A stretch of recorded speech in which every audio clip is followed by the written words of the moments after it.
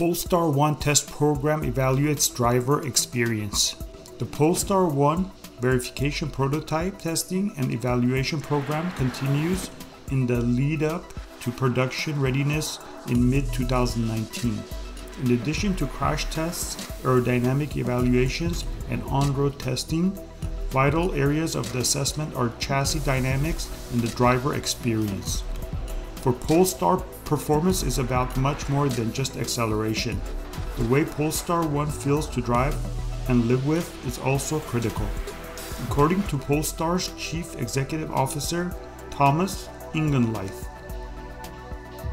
steering responsiveness and torque vectoring calibration have taken priority in the latest test, validating the chassis and suspension tuning carried out on earlier prototype cars in 2018. Polestar's chief test driver mentioned, "Whenever you drive Polestar 1, you should immediately feel like you are in control and that the car is ready to respond to your input. No matter what you want to do, this is a GT that needs to be easy to drive and comfortable in everyday use with its smooth and quiet hybrid drivetrain, but also ready to deliver its thrilling 600 horsepower and 1000 Nm performance whenever the driver wants it."